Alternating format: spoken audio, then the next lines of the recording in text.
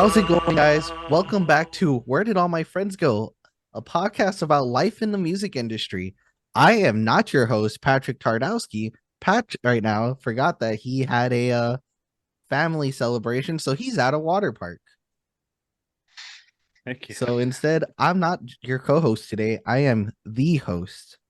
It's your boy Gibby, and today we got Nick and Zach from the band Right On Kid. Guys, welcome to the show. Hey, what's up? What's up? How you guys doing today? I'm sleepy, but I'm making it work. Got a cup of coffee, ready to go. Yeah, I had some errands to run today, so very tired, but glad to Oh be here. man, I get that. So we'll just hop straight into it. You guys released your first single, "Bad Feelings," back in February, and how's the response been for that? I mean, I think it's the fastest growing song we've had so far.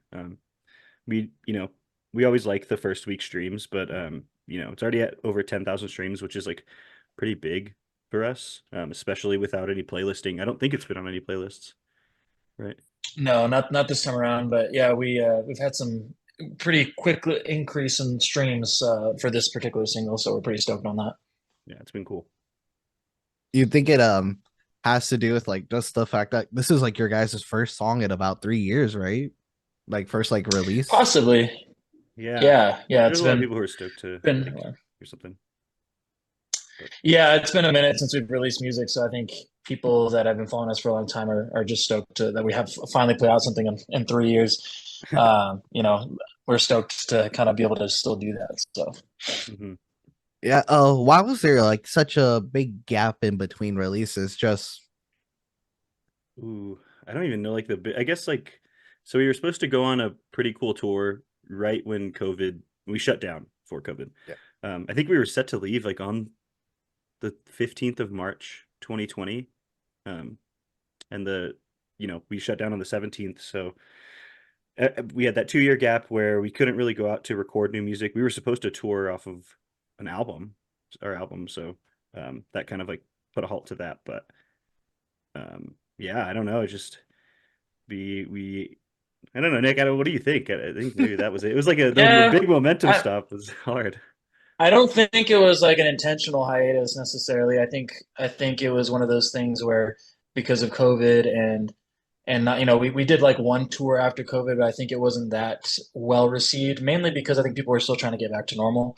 Hmm. So I think just subconsciously we kind of took a step back and let the world kind of get back to a little bit of what I guess what we could call normal, these days. But Uh, and I think right time, this was the right time to release music for us now. But yeah, like right now it's kind of weird that this is like our new sense of normal, and like Hmm. yeah, I've been going to shows again, and it's just been like so weird. Like go that what like that first like 2 3 years of just nothing, and then slowly getting back into it. Some like some bands have to like cancel dates because they were still like getting like or ended up like testing positive for COVID and stuff like that, and it was just such like a weird experience for me. Yeah, for sure. I've definitely noticed though, now local shows or even just like bands that you don't think would sell out Albuquerque are selling out like these, smaller cities, which is like I went to a show at this DIY spot and Kaunashi was playing and they're like a pretty poppin' band on TikTok right now, but that place Yeah. was like the most packed I've ever seen it. So I think we're definitely stepping to like a better place, which is dope.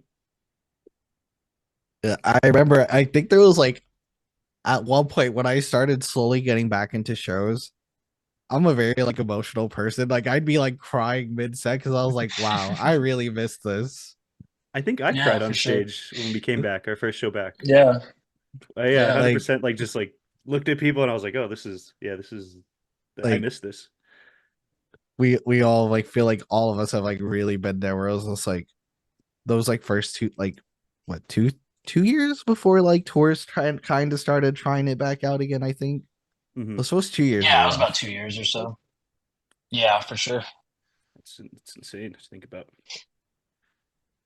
So I was like doing some research before I hopped on Zoom, and I saw you guys guys have a new single coming out on the 29th, I believe. So just a couple days from us recording this. Mm-hmm. Yeah, yeah. Yeah, it's Oh, what can called you tell us about it? it's called Dream Eater. And yeah, our producer is Seth Henderson. He wizard. Um, but yeah, I mean it's like a super different song for us. I think Nick can talk more about like the actual like writing process, but I like to tell you that it's like pretty weird. I don't know if Nick can tell you Yeah. more. Yeah, I mean, I think compared to Bad Feeling was actually one of those songs that we wrote in studio, and it kind of came out of nowhere. But this one, we had the idea for a while, and we were definitely trying to like step on different, different type of genres that we haven't really messed with before. Um, this whole writing process for this new EP kind of came out of nowhere. I think we were just trying to see if we could like do it again, like if we could, write music after Hmm. 3 years. And we were all listening to a bunch of random stuff, but I think this one definitely steps in a little bit more of, I guess more in the alternative, rock stage versus the pop punk stuff. There's still some pop punk in there, I guess, but it's mostly a rock song, and it has a lot of like synth pads and other things that we haven't really messed with that much in our past discography. And then also, for vocals too, we messed with a little bit more different types of melodies that we have never really tried. But overall, I think it was like when in the writing process or in the recording process, it was like one of the first ones we completed fully right off the bat. It just kind of flowed naturally. So we were excited about this one for sure. Hmm. But yeah, I mean, in terms of like lyrical content and stuff, Zach, I think you had like the when we kind of approached this one, you had like an idea based on like the way the actual sounds of the music sounded. Hmm. And I don't know if you want to speak a little bit on that, but yeah, that's kind of with the musical side of it. That's where that came about. Yeah, it's I mean the riff, we posted like a little teaser of it on Instagram, and the opening riff is just like creepy. Um, so I've Yeah, never really had to write anything like that. Usually it's I'm like I'm super loud when I sing. I'm super like in your face, kind of like energetic, and this was like a okay, take a step back, like right to the song, which is really really cool to do. yeah, yeah. I agree. I was like checking it out. I was like, oh, this sounds really cool. I'm really like, I heard that. I was like, that's a change. So I went and listened to Bad Feeling. I was like, whoa. I'm really excited for it. Hmm. Yeah, no, we're stoked. I mean, we have. I mean, I think this EP has a little bit like I feel like it's cohesive in terms of like the lyrical content and stuff. But we really try to have like some standalone songs, especially since it's been a minute since we've released music. Just kind of want to see where people's heads are at when they listen to our stuff and what people vibe with a little bit more. But this one definitely is a little bit of a not slowed down, but it's definitely not like an in your face kind of song, kind of like Bad Feeling was. But I'm pretty stoked. I'm excited for that one to come Hmm. out in the next couple days.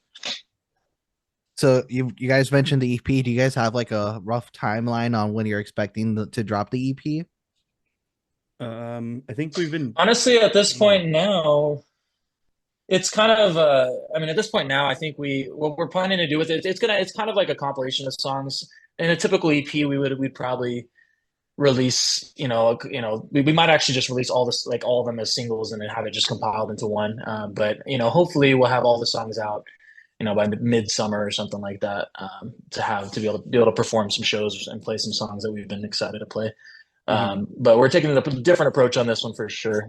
But yeah, I think in general we're just excited to have music out finally after 3 years. Mhm. Oh no, I completely understand that. Just real quick, I this is like a humble brag for y'all. Mhm. You Sure. guys have some like pretty crazy accomplishments. Y'all were like Yeah. on a Billboard Heat Seekers. Y'all Yeah. opened up for the Foo Yeah. Uh, Fighters. oh wait, Oh yeah, man. that's someone stretched the We words gotta we there. gotta We know Yeah, we talk about played that, Zach. Talk about Zach. we it's still cool. It's still really really cool. But we played the VIP room at the amphitheater that Foo Fighters was playing. Um, Uh so we like were in the entertainment for the VIP guests before and then during right before before the show started and then right before the Foo Fighters played. So we that didn't Yeah, sounds play like on someone. this. opening I for think them. someone. Yeah. Hey, we keep on. We can definitely say that. We put that in our discography, but I think somebody posted an article like a while back, and it was like, "Right on, kid, open up for Foo Fighters." And honestly, I think we got some clout for that, but we Oh, I kept had it to so many ourselves. people So texting me. It was like I had to do so much explaining that day. And at some point, I got like, my 30th text about it, and I was like, okay, yeah, never mind, motherfuckers. Oh, wait, am I allowed to cuss? I'm sorry. Oh no, yeah, go for it, go for Okay. it. You're good. I was like, okay, dude. It's like I guess we open for the Foo Fighters. I'll just whatever, whatever makes it we'll easier. just we'll own it. We'll own it. We'll own it. It's funny because one of my old bands we were based out of San Antonio, and like they have like a big like oyster bake festival every year. And it's Oh, like cool. a Yeah. bunch of bands and then a bunch of vendors, and we happened to play like one of the vendors like did like a stage, and we happened to play on that stage, and we played like after Drowning Pool Oh my on the God, main Oh. stage. So we were always like, oh yeah, Drowning Pool opened up for us. that's so funny. That was such a cool experience though, because we got free tickets to the show, free box seat tickets. So it was definitely worth it for sure. Yeah, there was definitely a slight hope in our heads that Dave Grohl was just going to be to sneak in and come check our set, but Well, that never he's happened. It's all he's a right, busy though. guy. He's a busy guy. So The billboard, outside, the billboard thing was cool though. Yeah. I was gonna say outside of the Billboard and Foo Fighters, what are some of your personal favorite moments from being on like being in Ride On Kid? Ooh. Um, Um, do you want to go first, Zach, or do you want me? no, I need to think. If you have one, go ahead. Um, I think for me, honestly, like we started this band, me and Zach, when we were in high school, and there was a lot of like places I never thought I was ever gonna be able to go to. But our first tour we did when we were like, I don't know, like just right out of like right after senior year, and we did our first tour. We booked it ourselves DIY, and I think my favorite moment was seeing the Golden Gate Bridge for the first time and kind of like checking out like locations like that. Um, like I mean music aside, I think that was just like a cool experience to be able to do that as a right out of high school and kind of experience the thing. So I think for me it's mainly just these little experiences that I never thought I was really going to have, Hmm. and the band has been able to provide that to me. And then obviously recording with Seth Henderson and being in the same room that like Knuckle Puck and a lot of the bands that we love have recorded music at. I think that's the big one for sure. Hmm. I think mine is mostly just yeah, traveling, but also going, thousands of miles away from our hometown and hearing people who like the music or know the words or connect with the message or us as people, and that's always been like so cool to me. Just that we were, some kids from New Mexico, and we met up and played at Brooklyn at 1 in the morning, and there was 15 kids there who knew all the words. So that was, it's just like those little Yeah, things that are like super super cool. Well, that's awesome. Like the experience you get just from playing music, whether it's just still playing locally or even trying to build that national fan base, I always feel like not like me in my personal life. I don't think there's really been anything that like satisfies that urge or like I guess you could call it an urge, but like satisfies that feeling like just being on stage, even like just having people like sing it back to you. It's always such like a cool little experience. Yeah, and it's like for sure. I'm a big community guy. I think that's like music is something that will just bring pretty much anyone together, and it's all, even if I still try to go to as many shows as I can, even if I don't know the bands, just to like experience like someone who created something, like show it off. I think that's like the coolest thing. Yeah. Yeah. And it's so crazy like how much of a small world like we live in like within that community. Like before Nick got in here, before we started recording, I was telling you how like I tour managed a band that played with you guys on a Hmm. random tour on a random show on accident. Yeah. And I was like that So and wild. when I saw the episode like who I was with, I was like, hey, I remember those guys. Yeah, it is a really small world. Oh You yeah. like you'll meet people that know your friends. I mean, I have we're really good friends with a band called Hey Thanks out of Louisiana, and I one of my love friends them. from they're so good. One of my friends from high school ended up like meeting them on a whim because he moved out there, and now it's like this big like connected circle. And it's just because we happen to be on a tour together. Let's see. All right. Yeah, we ended up meeting. We ended up meeting a couple people too that ended up been doing bigger things in the music industry, which Hmm. is always crazy to me. Like we played small tours, and like you meet somebody that you see later on, in a bigger stage, and you're like, wow, that's cool. I actually met that guy. Yeah. Just playing shows. So Yeah. yeah, for sure, the community is really, really big. You know what's funny? So I stream on Twitch, and at one time, I'm not sure how familiar y'all with Twitch, but I Yeah. got rated by some guy named Is It Josh, and I was like, oh, that's cool. Thanks for the follow. You seem really cool. Then he dropped me a follow on Instagram and Twitter or and TikTok, and dude had like 40,000 followers. I was like, Oh wow. who is this man? And then and me and him have just been chatting, kicking it off. Well, turns out he does music, and we actually met it's like this past like February for the first time in person. And it's just been like a crazy little experience, like just how small like the world is with like community and just like who you could run into.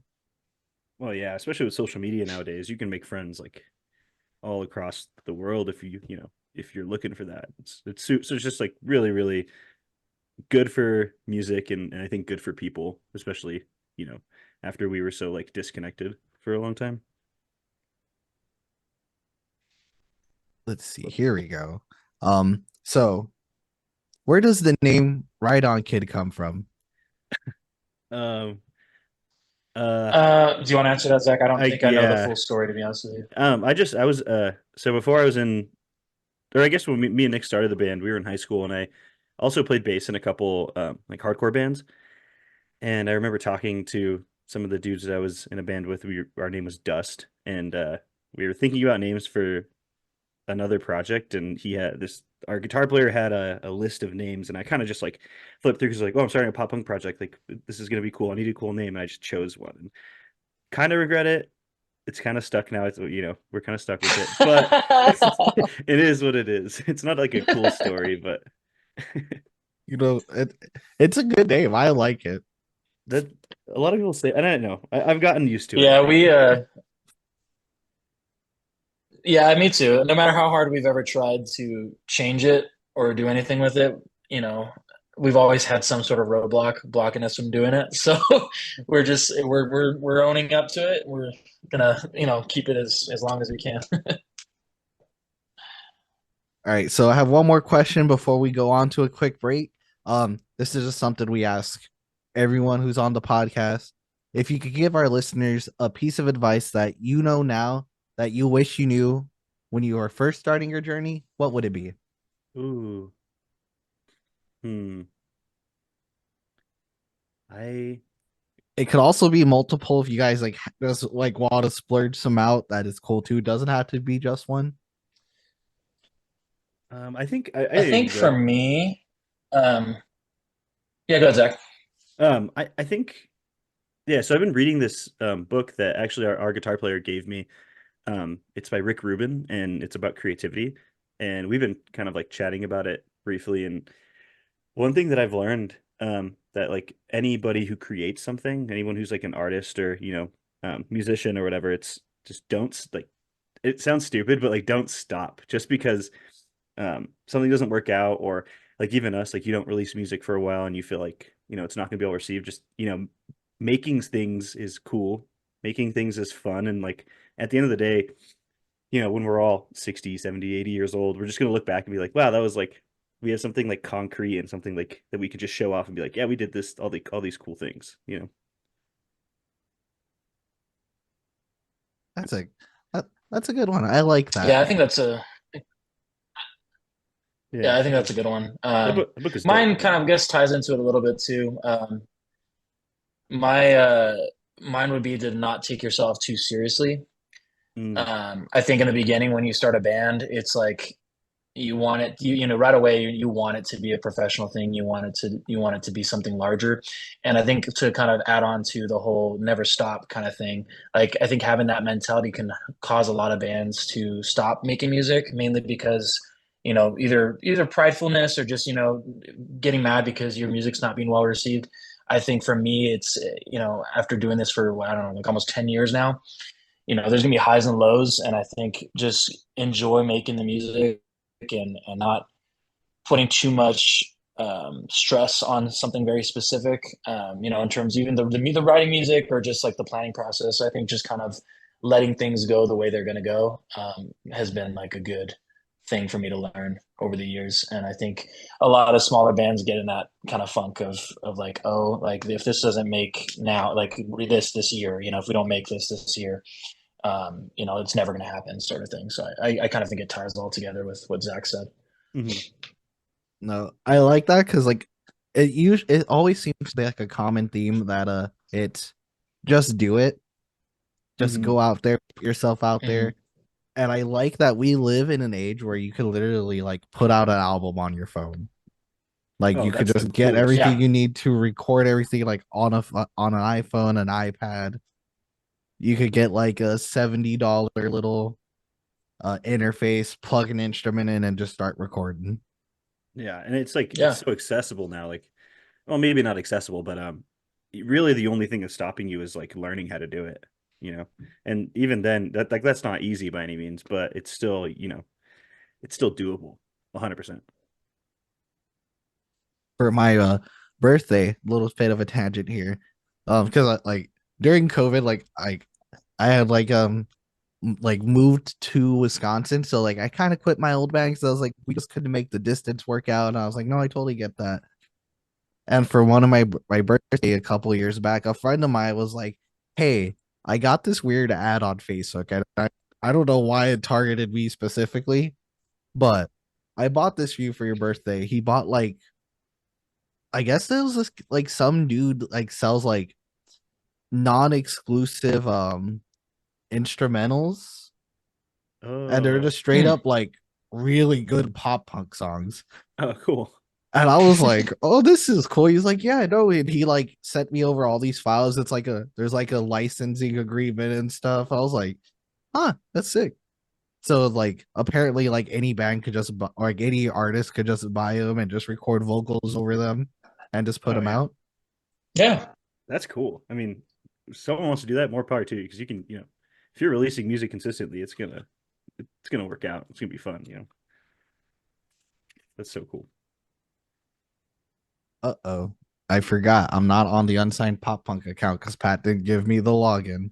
Oh no. So we're gonna cut to a break. I might have to end the meeting, resend you guys another link if that's cool, and Sure. hop Yeah. right back in. That's cool. Yeah. Perfect. Cause Cool.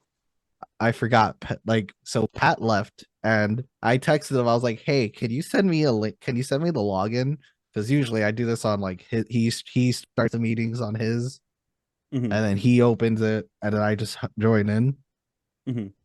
And I was like, "Okay, cool, cool." And I texted, I was like, "Hey, could you send me something?" And I was like, he didn't respond. Called him, didn't respond. Texts me about like 5 minutes before. He's like, "Sorry, I'm at a water park." I was like, "Oh, this man. I think I figured it out." Oh, it's the But 40-minute thing. yeah, Yeah, that sucks. it's so weird. Oh. But we're gonna hop into a quick break, and we'll be right back. What's up, friends? We're super stoked to tell you that we just partnered with GFUEL. And let me tell you, there is no more pop punk beverage on the market right now than GFUEL. GFUEL keeps you energized, focused, and hydrated. If you go to gfuel.com right now and use code UNSIGNEDPOPPUNK, you're gonna save 20% off your entire order. You can get it in the tub form and have 40 freaking servings of flavors like Rick and Morty's Unstable Portal Fluid, which is a delicious strawberry limeade, or get something in the can form like Sonic's Peach Rings or Crash Bandicoot's Wumpa Fruit. Go to gfuel.com and check it out for yourself. Let us know what your favorite flavor is. And once again, don't forget to use our code UNSIGNEDPOPPUNK to save 20%. It's a heck of a deal, man. And we're back. Thanks so much for sticking around. We're hopping into our next segment, the food for thought segment, because everybody loves food. Oh yeah. Yep. So I was trying to. Usually, we like to do like just some research, like of like different foods in the areas that are for like that are around you guys, or just like what whoever our guest is.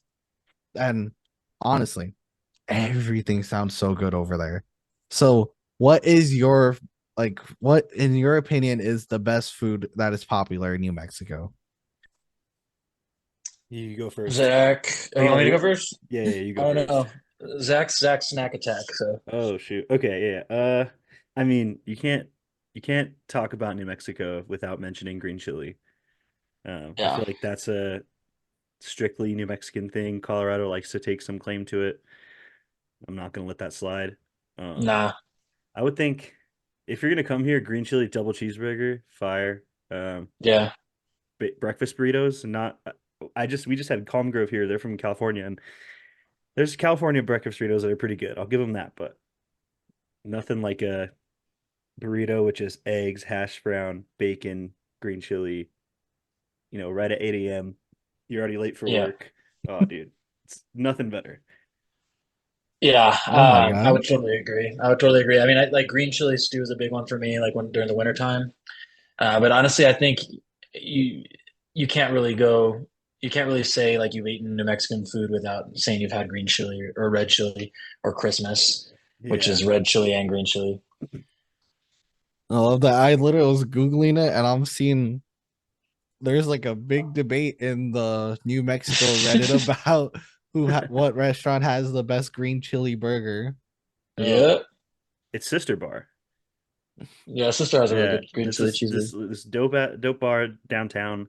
They, I think they just opened up this new menu, and they have a green chili cheeseburger. And I used to be a big fan of Blake's, but after I tried this place, oh, hands down, Yeah, there's always best a spot. debate going on for sure. I'm I'm gonna save this post. So I'm gonna clip that out later and post it in there. I was like, well, this Oh, is what Don't Rhydon tear Kid me said. apart. No, that is not a traditional answer. So while touring, being on the road for long stints at a time, you guys know how it is. What's your favorite road snacks to have like in the van? Ooh, um, Muddy Cheez-Its are a big Buddies. one. Muddy Buddies and Cheez-Its. Oh yeah, extra toasty I love Cheez-Its. me some Cheez-Its. The extra Oof. toasty ones, yeah, for sure. I'm a Also, big my partner and I we go to Costco all the time, so we get like the big box of Cheez-Its that has like two bags in it. Yeah, So we just mm, have like a container just filled with them constantly. they're so good. I think yeah, I'm that's a big tr- one. yeah, I'm trying to think what else we used to.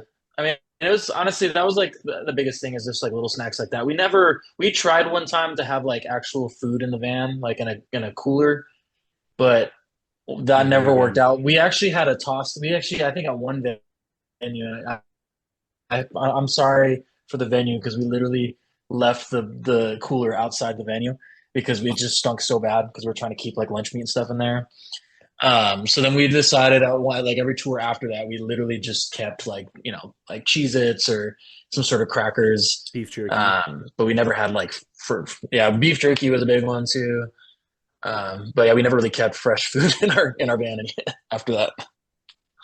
That that band that I said like I TM'd for they traveled in RV, so they had a Yeah. fridge, Oh, lucky them. and I was like, is this it? Is this like what I want to tour in for the rest of my life? Yeah, That sounds so I nice. had a that'd be bed sick. every night. I had fresh food, cold water, cold drinks. That's Yeah, that sounds great. Not to go off on a little tangent, but the last tour we did, and that's probably why we haven't toured in a minute, is because we toured in a pickup truck, an F one and two of fifty us an F-150, and two of us slept in the bed of the truck. So every night. every night, It was My worth. my old van, our first tour, we had a borrowed like we had a van that like got passed down to my vocalist like down in the family, Oh well. and that van like broke down before the tour. So mm, the band it was like a small little Texas run, so it was like maybe like 4 or 5 shows. The band we were touring with was like, hey, y'all could throw your gear in our van and then just figure out your ride situation. We're like, cool. So we ended up all bunching up in my vocalist's Saturn Ion. Oh, Oh in man. Texas summer, all 5 of us in that little car. God damn. And I was stuck behind him, and he's like 6'2", so he's like Oh this. no. Oh, what a People don't know, nightmare. man. People don't know the struggle. I always tell people you don't know. You don't know unless you've been stuck in a Saturn Ion.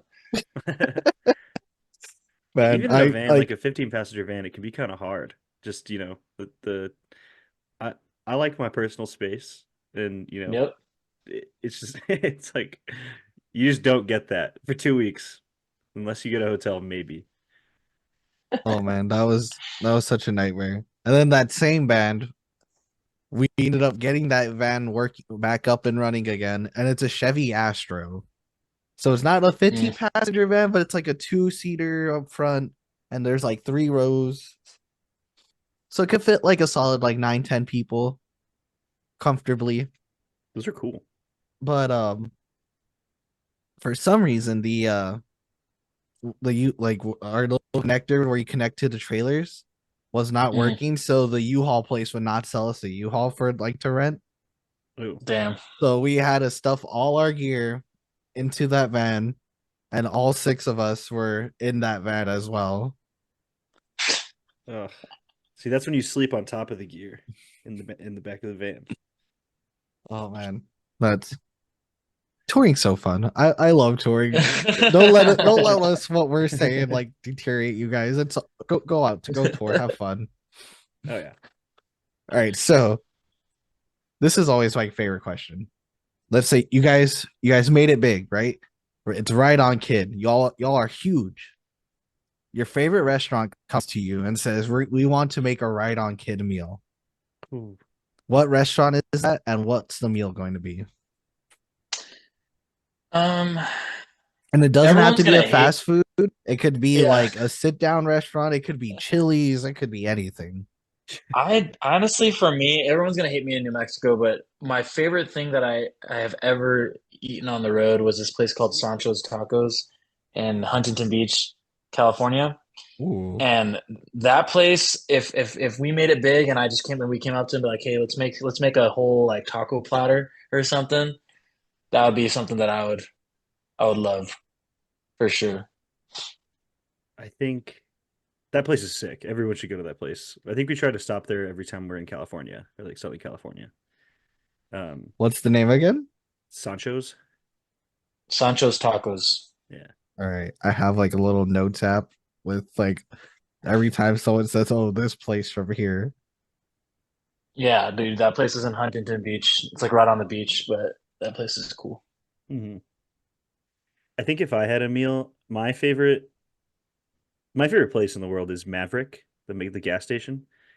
I have one like right down the road from my house. I'm there like I would say 5 days out of the week. Um, but yeah, it'd be like the Rad on Kids starter pack, like the morning starter pack. It's gonna be a Celsius, a Fuji apple pear Celsius, um, a Bear Bell protein bar, and a one of their like little sausage, egg, and cheese in a wrapper that they make fresh every morning. Oh, it'd be like $10. Damn. Easy meal to have. I probably have that, like I said, like 3 times a week. Pretty bad, but so good. I I love that. Before I moved back here to Texas, I was living in Wisconsin, and we have quick trips up there. Oh yeah, Mm. they're similar. And literally it's like where I lived, I just took like I say it's like a 5 minute walk. Other people say it's like 10, but still a quick little walk to the gas station, and it's there's a quick trip right there around the corner. Was there I spent way too much money there. I'm not ashamed, dude. I love Maverick. It's I adventurous first stop. It is. I will say like gas station food really has like gone up lately. Bucky's is crazy. The first time I saw Oh, Bucky's, I lost my mind. Yeah. Oh. I I always say it's the light at the end of the Texas road, man. You drive down there and you see a Bucky's in the distance, you know you're gonna be safe. have you guys been to the Bucky's that's like, just like right outside of San Antonio, like in between Austin and San Antonio? Oh yeah, that one rules. Yes, yeah. That one is like my favorite Bucky's, and I think that's the biggest Bucky's too. I might It's be wrong. I think you're right. I think you're I right. think you're right. I always go to the one that's near Denton, Texas. Oh, okay, Yeah, yeah, Dillon, It's yeah, good. Texas. yeah. Yeah, but no, Bucky's is I'll take a Bucky's meal too, but Maverick has my heart. All right, so that wraps up the food for thought segment. That was more touring and than food, but I know, for real. hey, that's just how we roll. So the next part is the rapid fire segment questions. Friendships will be tested. Rapid fire questions. I'm doing a little twist on this because Pat's not here, so this is my show. I'm in charge now. Yeah, dude. Let's do I'm it. not gonna. I'm gonna ask some of the same questions, but I'm gonna throw in some of my own instead. Cool. So we'll start off with a little bit of an easy one. Pop punk or emo? Emo. Pop punk. All right. Taylor Swift or John Mayer? Taylor Swift. Oh, John Mayer. Hey, I'm a John Mayer fan, so I agree. All right, bear with me on this one. This one's a little more. Would you rather every time you have to poop, you can only poop in a public bathroom, or every time you nut, you have to yell, "Oh yeah"? I don't. I have a phobia with public restrooms, so I'm gonna have to take the other one. Do I get to pick the public bathroom, right? Yeah, it's just a public bathroom. You have to go outside. You cannot go in Oh, like I the have to safety of leave your my house. house. You have to leave your house. Oh. Hey, That's you go the to thing. Mavericks anyways, Oh, dude. yeah, I'll go to Maverick. Yeah. I'll just go to Maverick. Just go to Maverick. Yeah, that sounds nice. Stuffed crust or deep dish pizza? Oh, stuffed crust. Yeah, I'll agree. Stuffed crust is better. Vans or Chuck Taylors?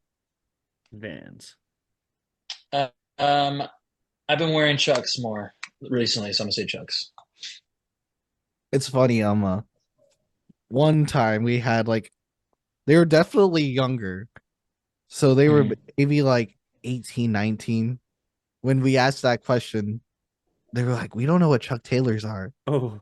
and I was like, "Converse," and they're like, "Oh yeah, Converse." Oh no. I've never And worn a pair of Converse. Ever. I don't think.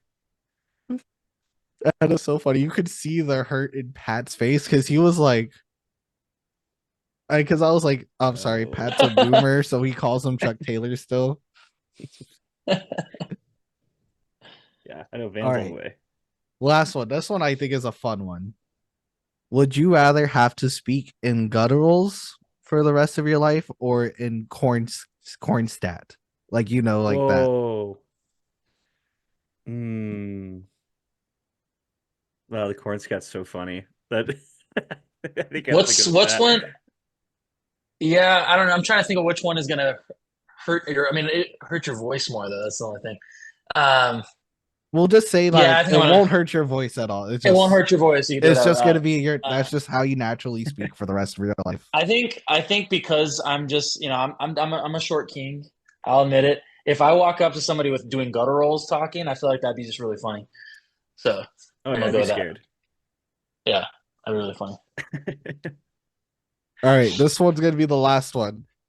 The All American Rejects or the Offspring? Oh, the Offspring. The Offspring all the Easy. way. Yeah. They're like one of the best bands I've ever seen live ever. I have yet to see either of them, and I would love to see them. I like them both. They're both really great, but Offspring all the way. Offspring's crazy. All right, well, you guys did it. You finished the podcast. Now's your chance to let Awesome. everyone know what you have going on, where they can find you, and what's next for the band. Do you want me to do I'll do the promo. You do what's next. All right. Okay. Yeah, I Promo. got you. March 29th, Dream Eater comes out.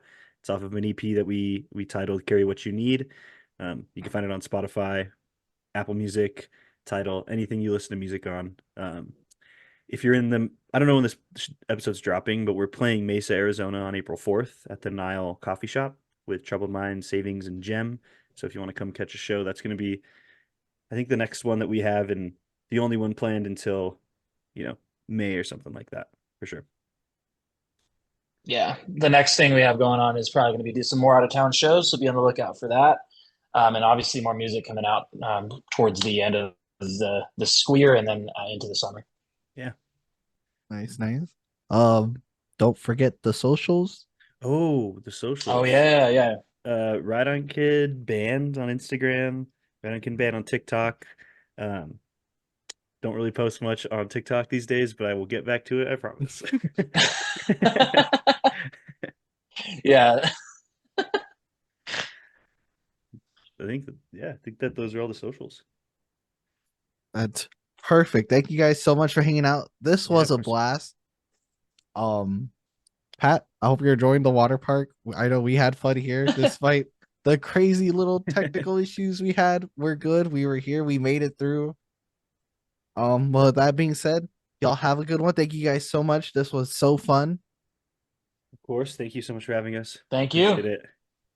Be safe. And everyone else listening, y'all have a good night or good day, wherever you're listening to this. Thank you so much for checking out the show.